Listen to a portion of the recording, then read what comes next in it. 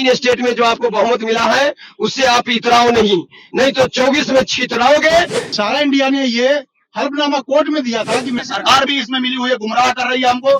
समाज के दलित, शोषित, पीड़ित, अकलियत, पिछड़ों जो पेट काट काट के पैसा जमा किया। नमस्कार दोस्तों, स्वागत है आप सभी का जासूस बाबा चैनल पे। यहाँ पर आज हम आ गए जंतर मंतर पे। यहाँ पे जो सहारा इंडिया जो था, जिसमें बहुत सारे लोगों का पैसा डूब गया। सुब्रतो राय जो उसके मालिक थे, वो हाल फिलहाल में इधर ही मरे हैं अभी। तो 14 नवंबर को उनका देहांत हुआ है।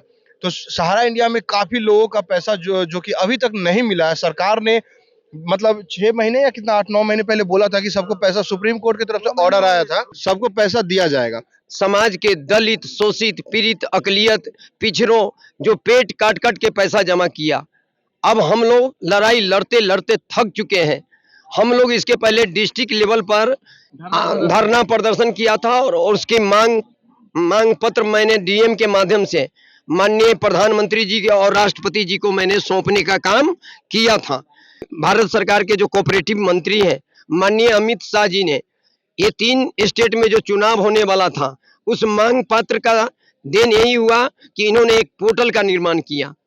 पोर्टल के माध्यम से जो हमको ऑनलाइन अप्लाई करना था, हमने जो सारा इंडिया सर्टिफिकेट दिया उसको ऑनलाइन अप्लाई किया। उन्होंने एक उसमें नोक्सा लगा दिया कि 10,000 रुपये का ही भुगतान होगा। चाहे 10 लाख आपका जमा होगा तो भी 10,000 होगा, चाहे 10,000 जो जमा किया उसको 10,000 होगा। उसमें भी बहुत तरह के टेक्निकल बातें आ रही हैं जो विस्तार से कहने के लिए बहुत लोग हैं। पेमेंट की बात अगर आज केंद्र सरकार नियत सोच कर ले तो 3 स्टेट में इनको जो बहुमत मिला है, मैं आपके माध्यम से केंद्र सरकार को कहना चाहता हूं कि 3 स्टेट में जो आपको बहुमत मिला है उससे आप इतराओ नहीं तो 24 में छितराओगे। जमाकर्ता जिंदाबाद, जमाकर्ता जिंदाबाद। ये समस्या सहारा के जमाकर्ता का है, सहारा के कार्यकर्ता का है और हमारे साथ काम करने वाले चलने वाले ऑफिस एम्प्लॉइयों का भी है, जिनका सैलरी 18 महीना 20 महीने से है। केंद्र सरकार ने हमारे संस्थान को बंद करा दिया, जिसमें हम 15 लाख लोग रोजी रोटी पाते थे और हम लोग डोर टू डोर जाकर जमाकर्ता का पैसा लिया और उसका जमा कराया। उसके एवज में सर्टिफिकेट दिया।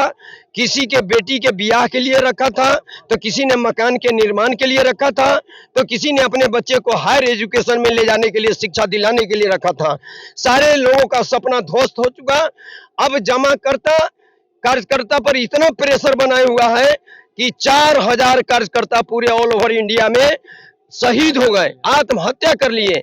बहुत लोग जो नहीं फेस कर सकते हैं वो अपना परिवार छोड़ के अदर स्टेट में जाकर दिहाड़ी और नौकरी कर रहे हैं। हम लोगों की जिंदगी बद से बदतर हो चुकी है। हमारी महिला अपना पेट काट काट कर अच्छे सपने के लिए, अच्छे दिन के लिए पैसा जमा करती थी। हम आपके माध्यम से भारत के माननीय प्रधानमंत्री जी, माननीय वित्त मंत्री जी सीतारमण जी से और कोऑपरेटिव मंत्री माननीय अमित शाह जी से मांग करना चाहते हैं कि हम लड़ने नहीं आए हैं, हम आपसे आग्रह करने आए हैं कि इसी मतदाताओं के बीच पूरे हिंदुस्तान में आप लोकसभा के चुनाव लेकर अपने टिकटार्थी को टिकट देकर वोट लेने जाओगे। जब तक ले सहारा का भुगतान नहीं, तब तक ले भाजपा के पक्ष में होगा मतदान नहीं।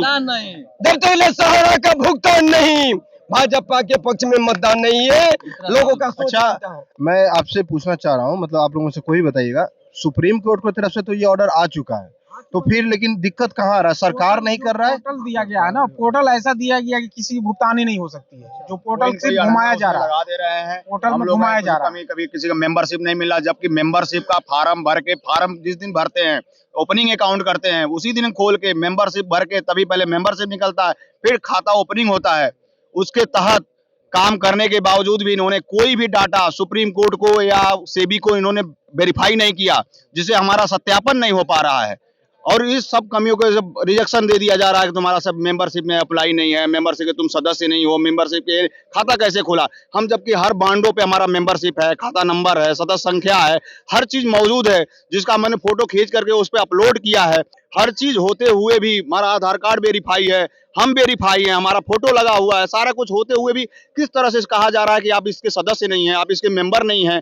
अब बताइए किस हम लोग करें, हम लोग दूसरा क्या लेके जाए, किसके पास क्या जाए? ये सबकी मिली हुई भगत है, सरकार भी इसमें मिली हुई है, गुमराह कर रही है हमको, सुप्रीम कोर्ट भी हमको गुमराह कर रही है, खाली समय निकाल रहे हैं। 2024 का चुनाव भी आने वाला है, हमारे साथ अभी एक भी जमाकर्ता का 1 रुपया भुगतान नहीं किया गया। हम कैसे कहें कि हमारा सरकार ही भुगतान कर रही है, सरकार हमारे लिए काम कर रही है? अच्छा, इसमें तो बहुत सारे लोग जो थे जिनका पैसा जमा था वो तो मर गए। उसके बारे में भुगतान का भी उन्होंने जो डेथ सर्टिफिकेट जिनका है उनके ऊपर भी उन्होंने पोर्टल नहीं बनाया है, उसके ऊपर हम लोग डिमांड नहीं कर पा रहे। बताइए, उसके लिए पोर्टल का व्यवस्था ही नहीं है। सरकार क्या काम कर रही है? सरकार कहती है कि मैं भुगतान करूंगा, पोर्टल का व्यवस्था करे। MIS जो हमने पेंशन के लिए जमा किया था बुजुर्गों उनके लिए भी अलग से पोर्टल नहीं बनाया, पोर्टल उसका भी हम लोग डिमांड नहीं कर पा रहे हैं। मृत्यु सर्टिफिकेट का और क्यू साहब का स्कीम का जो भी हमारी क्यू साहब की स्कीम है उसके लिए भी उन्होंने कोई पोर्टल नहीं बनाया है। अभी जो हमारा रियल एस्टेट हाउसिंग बॉन्ड का भी भुगतान कुछ बाकी रह गया है, उसके भी पोर्टल नहीं है। इन्होंने क्या पोर्टल जारी किया है? जो पोर्टल बनाते हैं वो अच्छे से ओपन भी नहीं होता है, क्लिक करने पे भी नहीं हो रहा। अब देखिए, हम अब जिसको डिमांड करके अप्लाई भी कर रहे हैं वो सारा उस पर डिमांड भी हो जा रहा है। डिमांड करने के बाद जब लास्ट पेपर निकलता है उसको हम अप्लाई कर रहे हैं, वो डिमांड नहीं हो रहा और सत्यापित नहीं हो रहा। अभी उस समय रुक जा रहा, पहले हो रहा था, अब वो भी रुक गया है। पहले तो पोर्टल के लिए 45 दिन का टाइम दिया गया था कि 45 दिन के बाद पेमेंट आने शुरू हो जाएंगे, आपको सूचित कर दिया जाएगा। अब 45 दिन के बाद फिर पहले तो उस पर कोई एक्शन नहीं हुआ, उसमें फिर ये बताया गया कि इसमें कुछ कमियां रह गई, वो दुरुस्त की जा रही हैं, इसलिए इसमें कुछ नहीं हो पा रहा है अभी। फिर उसके बाद कोर्ट ने भी इस पर रिपोर्ट मांगी थी कि 45 दिन के बाद आपको हमें रिपोर्ट देनी कि आपने कितना कैसे शुरू किया, कितना पेमेंट किया। लेकिन उसमें भी करीब 50-60 दिन होने के बाद भी इन्होंने कोर्ट में पहले ही लगा दिया, हम लोगों को नहीं बताया कि मैंने और समय ले लिया। वो समय भी अब व्यतीत हो चुका है, लेकिन उसके बावजूद भी कोई उस पर एक्शन नहीं हो रहा है और रिजेक्शन आ रहे हैं। रिजेक्शन भी ऐसे हैं, उसके बारे में सारा इंडिया ने ये हल्फनामा कोर्ट में दिया था कि मैंने सारे डॉक्यूमेंट दे दिए हैं उनको और उसमें कोई कमी आती है तो हम रिस्पॉन्सिबल हैं, बट उसमें कुछ भी नहीं हुआ। अब वो कह रहे हैं कि आप मेंबर नहीं हैं, बिना मेंबरशिप के रसीद नहीं कटती थी। मेंबरशिप का नंबर हमारे जो FD कार्ड है उस पर लोड है, क्या नाम प्रिंट है, उसको मैंने लोड किया है पोर्टल पे, फिर भी वो कैसे कह रहे। तो उसमें ये सारी साजिश है कंपनी की और गवर्नमेंट की भी, क्योंकि ये सब जो है सहकारिता मंत्रालय से पास थी स्कीमें और कंपनी की, इसीलिए इस पे माननीय अमित शाह को ये दिया गया था कोर्ट की तरफ से कि आप इसकी व्यवस्था करें, जिसमें उसने व्यवस्था करते समय ये सारा को बीच में लेके और उन्होंने सब चीज़ जो है ऐसी करवा दी जिसमें पूरी उलझन है, जिसमें सबको गुमराह किया है। और जो पैसा वो दिया भी गया है 5,000 करोड़ रुपया कोर्ट के आदेश से दिया गया था, जिसमें से मुश्किल से 200 करोड़ रुपया अभी तक दिया गया है, बाकी नहीं दिया गया, बाकी वितरण नहीं किया गया। 200 करोड़ के बाद नहीं, उसमें नहीं किया गया, जबकि उस पर भी उन्होंने रिपोर्ट मांग रखी है, उसके बाद भी डेट दी गई है, फिर भी उस पर जो है कुछ भी नहीं मिल रहा है, कुछ भी नहीं आ रहा है, ना उस पर पोर्टल पे कुछ आ रहा है। और उसको जो चीज़ें आई थी हमें क्लियर करनी थी, पहले तो कुछ चीज़ ऐसी थी जो कंपनी को ही क्लियर करनी थी, वो बताया गया कि जैसे मान लो मेंबरशिप का है वो कंपनी क्लियर करेगी, और कुछ चीज़ें थी जो कंपनी क्लियर करेगी।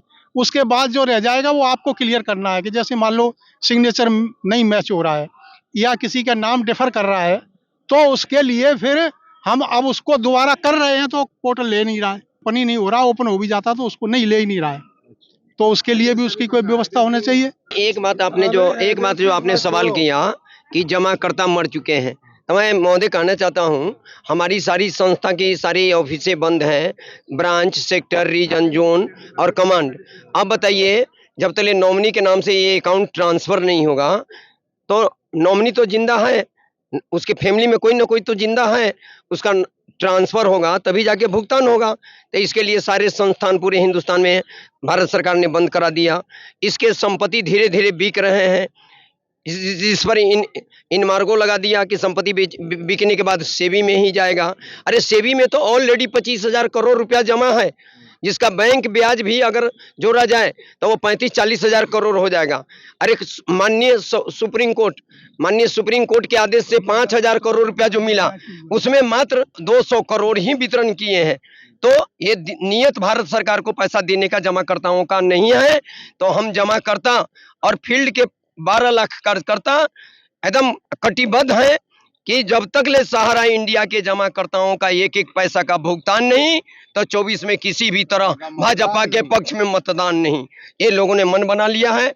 आप मीडिया के लोगों से हम जरूर आग्रह करेंगे कि समाज के पीड़ित, दलित, शोषित, अकलियत जो पेट काट कर पैसा जमा किया है, आप इसको उठाने का काम करें और माननीय अमित शाह को जो कान तक नहीं पहुंच रहा उसको पहुंचाने का काम करें। इसके लिए हम पूरे ऑल ओवर इंडिया से आए हुए कार्यकर्ताओं के प्रति मैं सीतामढ़ी से लाल बाबू यादव आपका आभार व्यक्त करता हूं, आपको धन्यवाद देना चाहता हूं।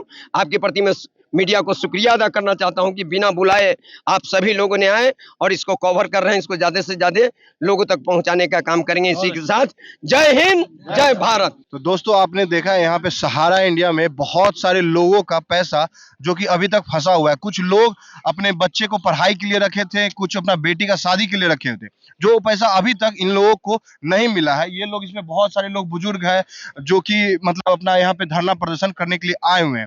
तो आप इस वीडियो के बारे में क्या सोचते हैं कमेंट सेक्शन में जरूर बताएं। और अगर आपको हमारा काम पसंद आता है, जासूस बाबा चैनल को यूट्यूब पे सब्सक्राइब करें और फेसबुक पे फॉलो करें। धन्यवाद।